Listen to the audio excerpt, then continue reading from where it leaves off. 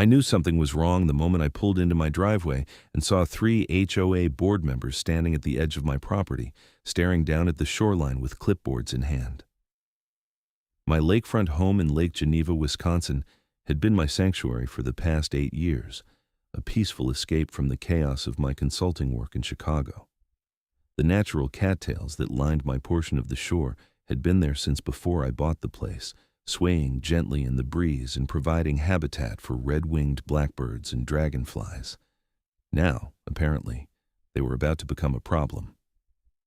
I stepped out of my truck and walked toward them, already feeling the tension building in my shoulders. The woman in the center turned to face me, her blonde hair pulled back so tight it looked painful, wearing a crisp white polo shirt with the Pine Lake Estates HOA logo embroidered on it. I recognized her immediately as Brenda Patterson, the HOA president who had made it her personal mission to enforce every single rule in our 70-page covenant document. "Mr. Wellington," she called out, her voice carrying that particular tone of manufactured concern that I had come to despise. "We need to discuss your shoreline situation." I stopped a few feet away, crossing my arms. "What situation would that be, Brenda?" She gestured dramatically toward the water's edge, where my healthy stand of cattails had grown to about 5 feet tall. "This overgrown mess. It is in direct violation of Section 12, Paragraph 4 of the Community Covenants, which states that all shorelines must maintain a clean, manicured appearance consistent with the aesthetic standards of Pine Lake Estates." "Those are native cattails," I said, keeping my voice level. "They have been there since before this development existed. They prevent erosion and provide wildlife habitat."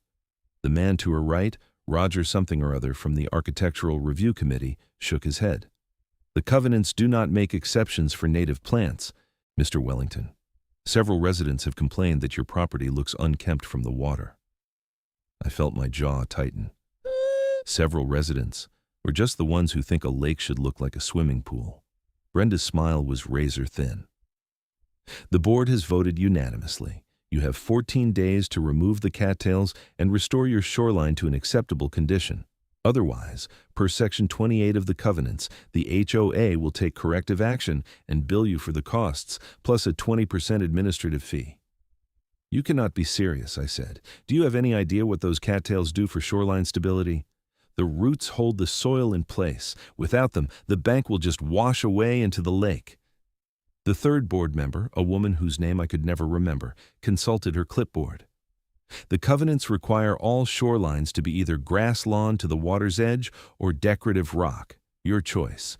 14 days. Mr. Wellington?" They turned and walked away before I could respond, leaving me standing there with anger rising in my chest like floodwater.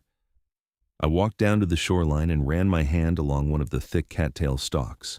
The roots formed a dense mat that extended several feet into the shallow water, creating a natural barrier against wave action. My neighbor to the south, Tom Hendricks, had a similar natural shoreline, but his property was grandfathered in because he had bought before the HOA expanded their covenant restrictions 5 years ago. I pulled out my phone and called my lawyer, David Morrison, whose office was in downtown Lake Geneva. He picked up on the third ring. "Blake, how is it going?" "The HOA wants to rip out my cattails," I said without preamble. "They are giving me 14 days to do it myself, or they will do it and charge me." There was a pause. "On what grounds?" "Some vague covenant language about maintaining aesthetic standards. David, those cattails are the only thing preventing erosion on my shoreline. The previous owner told me when I bought the place that they had tried grass years ago and it just washed away." I heard papers rustling. "Let me look at your covenant documents again. In the meantime, I would suggest documenting everything. Take photos, maybe get a professional opinion from an erosion control expert. If they do proceed with removal, we will need evidence of the environmental impact." After hanging up, I spent the next hour photographing the shoreline from every angle, taking close-ups of the root structure and the way the cattails had trapped sediment and organic material to build up the bank. The water level was normal for late June, about 2 feet below the top of the bank. I could see where the roots extended down into the water, creating a gradual transition zone that absorbed wave energy. That evening, I drove into town and knocked on Tom Hendricks's door. He was a retired civil engineer who had worked on infrastructure projects around the state for 40 years. When I explained what was happening, his expression darkened. "They are going to destroy that shoreline," he said, shaking his head. "I have seen it happen on other lakes. People want a clean beach look, so they rip out all the vegetation, and within a year or two the whole bank is sliding into the water. You have clay soil under a thin layer of topsoil, Blake. Without those root systems holding it together, wave action will undercut the bank and it will collapse." "Can you document that? Put it in writing?" "Absolutely. I will do a full assessment for you. Bring your property survey and any soil test data you have." Over the next week, I assembled my defense.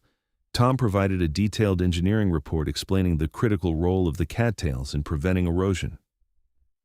I got a second opinion from a wetland ecologist at the University of Wisconsin who confirmed that removing the vegetation would destabilize the shoreline and likely violate state wetland protection laws. I even contacted the Wisconsin Department of Natural Resources, and a sympathetic agent named Jennifer Kowalski came out to inspect the shoreline. "This is a healthy emergent wetland community," she said, making notes on her tablet. "Under Wisconsin Administrative Code, NR 103, you cannot remove this vegetation without a permit, and frankly, we would not issue one because there is no valid reason to destroy functional habitat." "Can you tell that to my HOA?" I asked. She gave me a sympathetic look. "I can send them a letter explaining the legal requirements, but in my experience, HOAs do not always care about state law until after they have already caused damage." She was right to be pessimistic. When I presented all of my evidence at the next board meeting, Brenda barely glanced at it. "Mr. Wellington, we appreciate your research, but the covenants are very clear. The board has a fiduciary duty to maintain property values, and multiple residents have expressed concern that your unkempt shoreline negatively impacts the community's image." I stood up holding Tom's engineering report. "This document, prepared by a licensed civil engineer, explicitly states that removing the cattails will cause severe erosion. This letter from the DNR states that removal would violate state wetland protection laws. Are you seriously going to ignore both of those?" Roger leaned forward. "The covenants supersede your personal preference for weeds over landscaping, Mr. Wellington. The 14-day notice period has expired. The board has contracted with Lakeshore Management Services to perform the remediation work next Monday. You will receive an invoice for the cost."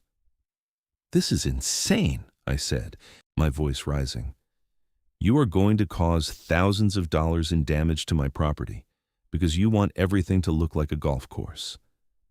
Brenda's expression did not change. "If you are unsatisfied with the board's decision, you are welcome to pursue arbitration as outlined in Section 31 of the Covenants. Next item on the agenda." I walked out before I said something I would regret. That weekend, I installed trail cameras aimed at the shoreline and took final photographs of the healthy cattail stand. On Monday morning, I called in sick to work and positioned myself on my deck with my phone ready to record. The Lakeshore Management Services truck arrived at 8:30, towing a trailer with a small excavator. 2 workers got out and consulted with Brenda, who had shown up to personally supervise the destruction. I walked down to meet them. "I want it on record that I have explicitly denied permission for this work," I said loudly. "You are about to violate state wetland protection laws, and I have documentation from the Wisconsin DNR stating that this work requires a permit you do not have." One of the workers, a younger guy with a sunburned neck, looked uncomfortable. "Madam, is this going to be a legal issue?" Brenda waved dismissively. "Mr. Wellington is being dramatic. The HOA has full authority to maintain common areas and enforce covenant compliance. Proceed with the work." "This is not a common area," I said. "This is my private property as defined by my survey, which I am happy to show you." The older worker, apparently the crew chief, pulled out a property map. "According to the HOA, shoreline maintenance is a common area responsibility." I felt a surge of anger. "That is completely false. My property line extends to the ordinary high water mark, which is clearly indicated on the survey. You are about to commit trespassing and environmental destruction on my private property." Brenda stepped between us. "Mr. Wellington, you are interfering with authorized HOA business. If you do not step back, I will call the police." "Please do," I said. "I would love to have law enforcement document this." She pulled out her phone, and 10 minutes later, a Walworth County Sheriff's deputy arrived. He listened to both sides, examined my survey and the DNR letter, and then turned to Brenda with a frown. "Madam, if this is private property and the state has said the work requires a permit, I cannot authorize it to proceed. That would be facilitating a potential environmental violation." Brenda's face flushed red. "Deputy, the HOA has legal authority under the covenants to maintain aesthetic standards. This is a civil matter, not a criminal one." "Maybe so," the deputy said, "but if he is right about the wetland laws, it could become a criminal matter real quick. I suggest you get the proper permits before doing any work." The crew from Lakeshore Management Services packed up and left. Brenda stood rigid with fury, her clipboard clutched in white-knuckled hands. "This is not over, Mr. Wellington," she said. "The board will be assessing you for the cost of the service call, and we will pursue every legal avenue available to force compliance." I should have felt victorious, but I just felt tired. "Brenda, why are you doing this? Those cattails are not hurting anyone." "Because rules matter," she snapped. "If we let you ignore the covenants, then everyone will want special exceptions, and the entire community standards will collapse. This neighborhood has property values to maintain." She walked back to her white Lexus SUV and drove off, leaving me standing on my lawn wondering how this had become my life. David, my lawyer, filed for a temporary injunction blocking the HOA from removing the cattails while we pursued arbitration. The HOA responded by fining me $500 per week for continued covenant violations. I refused to pay, so they placed a lien on my property. Meanwhile, I countersued for harassment and sought damages for the stress and legal costs. The arbitration hearing was scheduled for late August, which meant I had about 2 months to prepare my case. I spent my weekends gathering more evidence, interviewing neighbors about other HOA overreach incidents, and documenting the health of my shoreline. The cattails were thriving, and I often saw families of ducks paddling through the shallow water where the stalks provided shelter. In mid-July, I got a call from Tom Hendricks. "Blake, you need to come see what happened at the Johnsons' place." I drove over immediately. The Johnsons lived 4 houses down from me on the north side of the bay. When I arrived, I understood why Tom sounded so grim. Their entire shoreline was a muddy scar. The grass lawn that the HOA had insisted they maintain extended right to the water's edge, and a recent storm had undercut about 15 feet of bank. Chunks of sod and clay were slumped into the lake, and their decorative retaining wall was tilting at a precarious angle. Karen Johnson was standing in her backyard, looking shell-shocked. "It just collapsed," she said when she saw us. "We had those big waves from the storm last night, and this morning the whole bank was gone.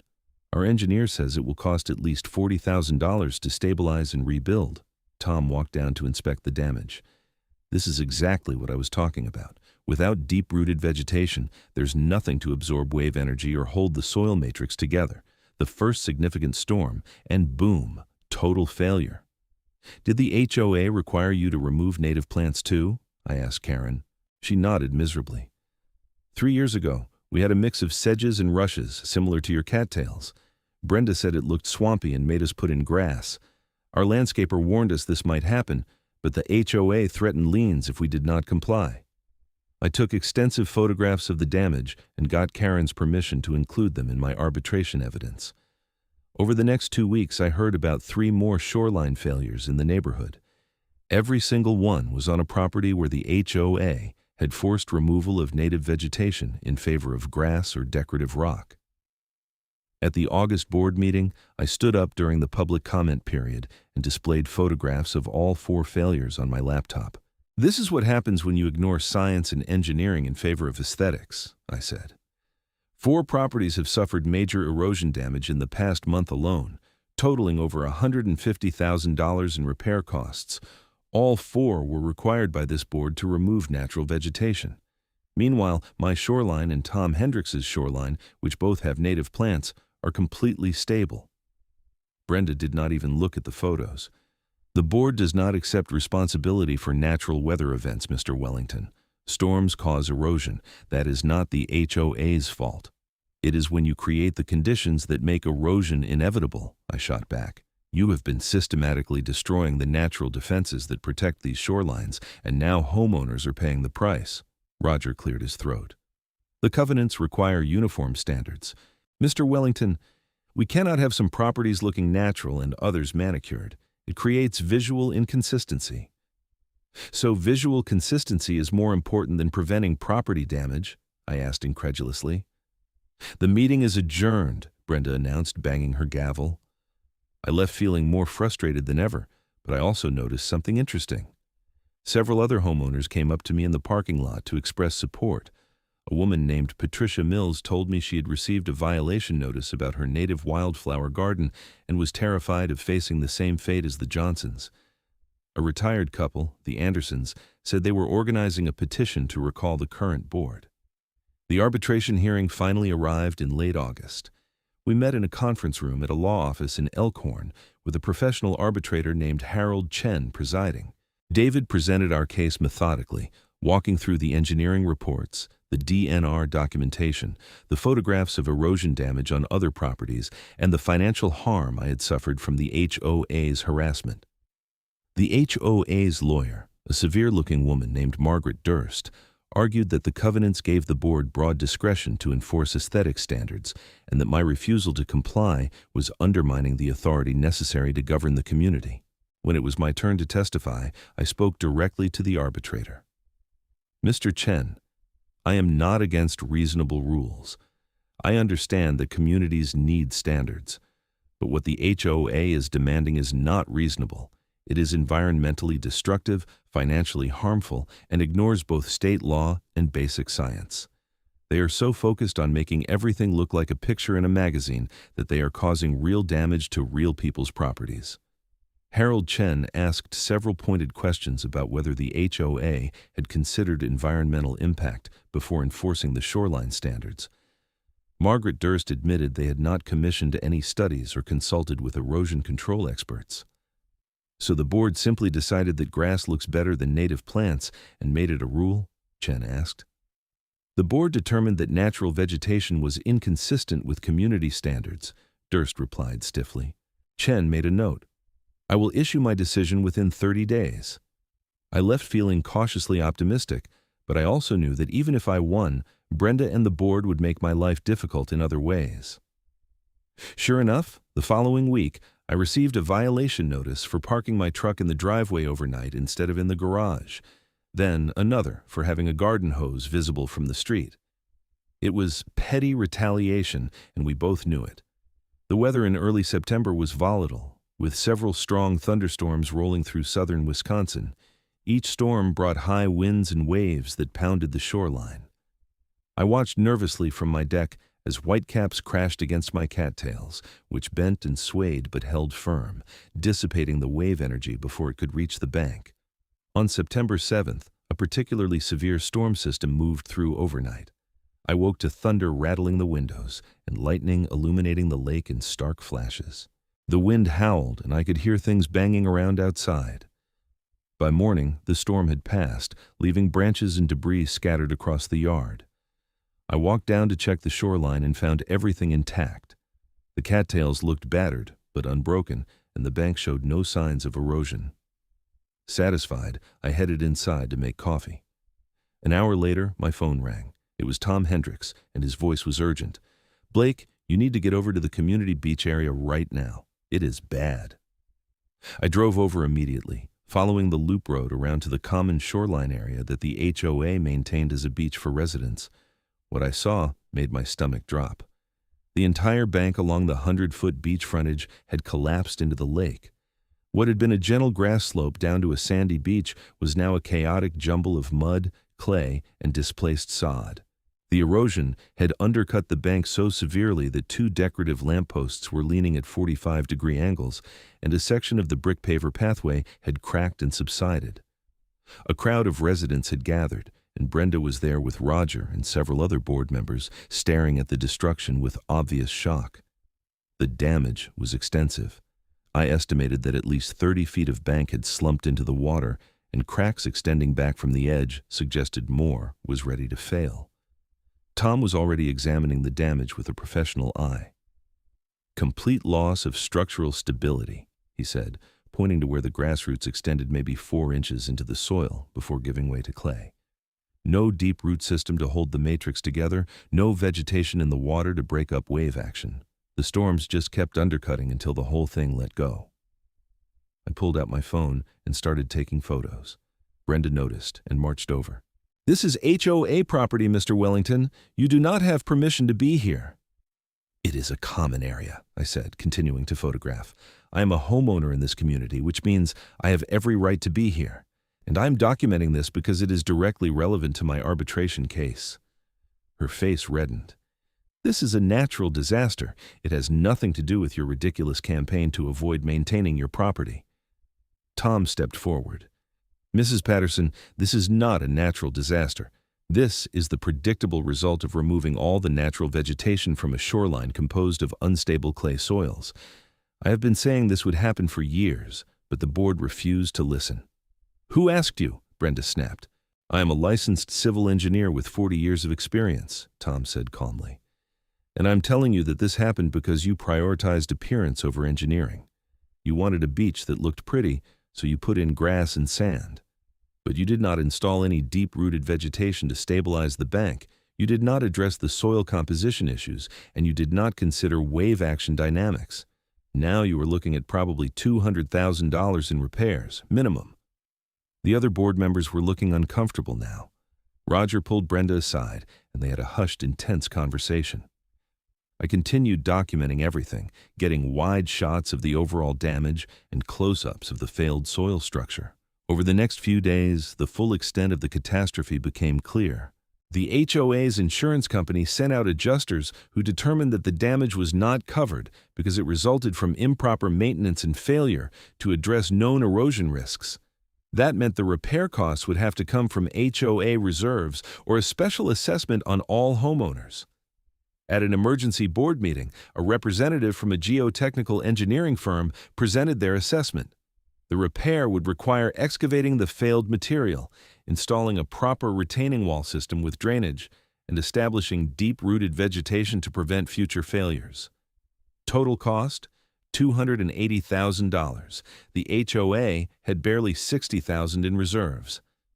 "This will require a special assessment of approximately $4,000 per household," the treasurer announced, and the room erupted in angry shouts. "I am not paying for the board's incompetence," someone yelled. "You told us removing native plants was necessary to maintain property values, and now our property values are going to tank when people find out about this," Patricia Mills said furiously. Brenda tried to call for order, but the meeting descended into chaos.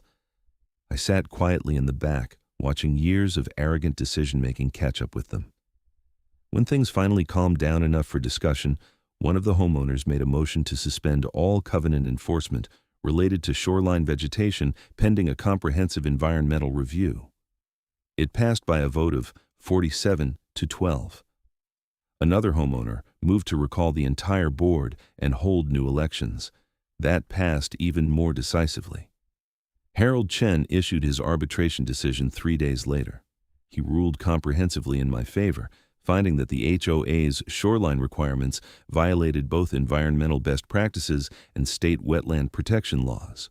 He ordered the HOA to cease all enforcement actions related to my cattails, remove the liens on my property, refund all fines with interest, and pay my legal fees totaling $18,000.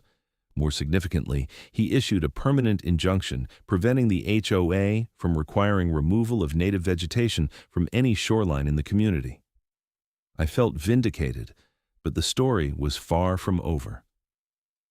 In late September, the Wisconsin DNR opened an investigation into whether the HOA's enforcement of shoreline standards had violated state environmental regulations.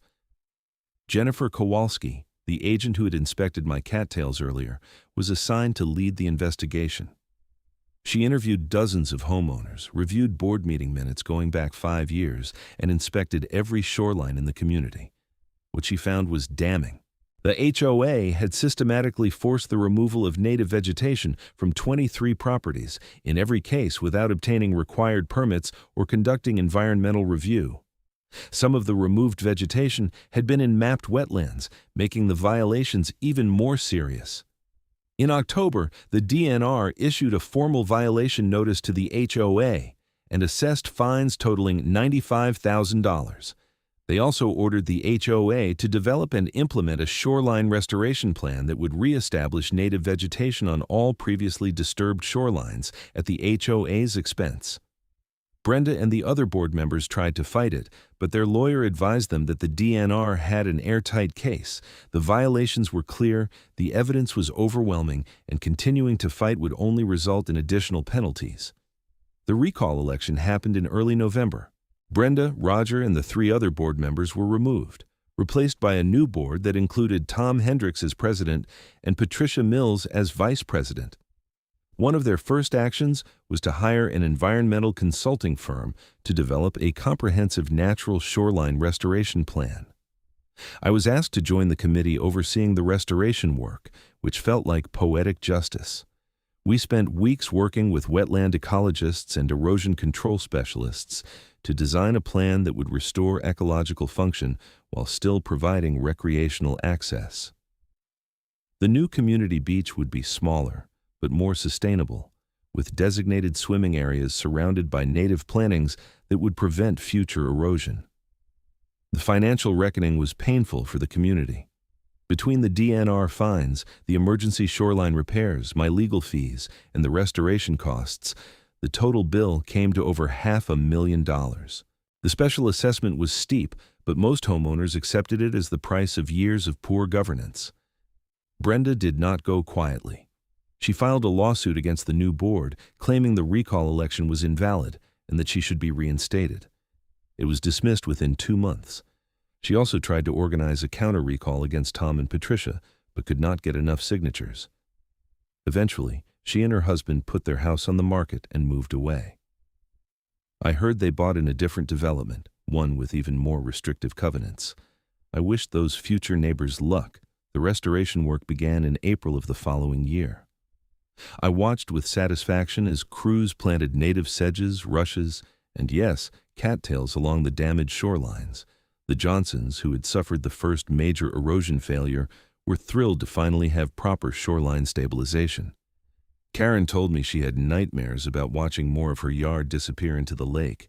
My own cattails, which had stood strong through the entire ordeal, grew back even thicker that summer. The red-winged blackbirds returned in force, their distinctive calls echoing across the water. I started seeing more turtles basking on fallen logs in the shallows, and one morning I spotted a great blue heron hunting in the shallows near the cattails. Tom and I sometimes sat on my deck in the evenings, drinking beer and watching the sunset reflect off the water. He had done an excellent job as HOA president, fundamentally transforming how the community approached environmental management. The new covenants, approved by overwhelming vote, explicitly prioritized ecological function and state environmental compliance over purely aesthetic considerations. "You know what the ironic thing is?" Tom said one evening. "The properties with native shorelines are actually selling for more now. People want the wildlife habitat and the natural beauty. Its sterile grass to the water look is seen as outdated." I took a sip of my beer. Brenda would lose her mind if she knew that. "Probably already has," Tom said with a grin. "I heard she's been cited 3 times in her new neighborhood for letting her grass get too long. Apparently their standards are even more strict." We both laughed at that. There was a certain satisfaction in knowing that Brenda had found a community that matched her obsession with rigid rules, even if it meant she was now on the receiving end of petty enforcement. The following year brought an unexpected development. A law student from the University of Wisconsin wrote a thesis on HOA environmental liability using Pine Lake Estates as a primary case study. Her research caught the attention of state legislators, who introduced a bill requiring all HOAs to conduct environmental impact assessments before enforcing rules that would alter natural vegetation or shoreline conditions. I was invited to testify before a legislative committee considering the bill. Standing in the hearing room in Madison, I told my story to a group of attentive legislators and their staff. I explained how the HOA's ignorance of basic erosion science had led to hundreds of thousands of dollars in damage, and how common this problem was becoming as more shoreline communities prioritized aesthetics over ecology. The bill passed and was signed into law in 2027. It was not a perfect solution, but it provided important protections for homeowners facing similar situations. I received thank you notes from people across Wisconsin who had been fighting their own HOA battles over native vegetation. Life at Pine Lake Estates settled into a new normal. The restored shorelines gradually matured, and the evidence of the erosion disasters faded as new vegetation took hold. The community beach, redesigned with proper stabilization and native plantings, became a point of pride. Parents brought their children to explore the shallow areas where fish and amphibians thrived among the aquatic plants. I continued my consulting work, traveling to Chicago a few days each week, but my home remained my sanctuary. The cattails swayed in the breeze, the birds sang from their stalks, and my shoreline stayed exactly where it belonged instead of sliding into the lake. On a warm evening in July, almost 3 years after the initial confrontation with Brenda, I was sitting on my deck when Karen Johnson walked over with a bottle of wine. "I wanted to thank you properly," she said, settling into one of the deck chairs. "Our new shoreline has been in place for a year now, and it's perfect. No erosion, no problems, and we have these amazing frogs that sing at night. My kids love it." I opened the wine and poured 2 glasses. "You do not need to thank me. I was just protecting my own property."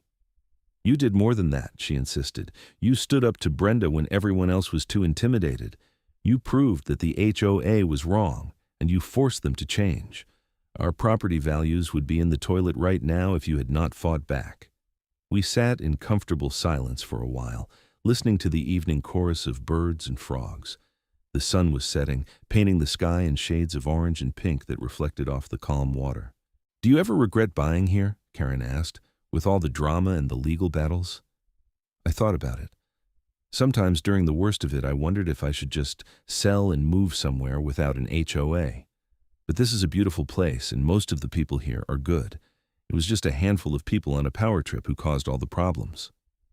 "Well, Tom and the new board are doing great," Karen said. "I actually enjoy going to meetings now.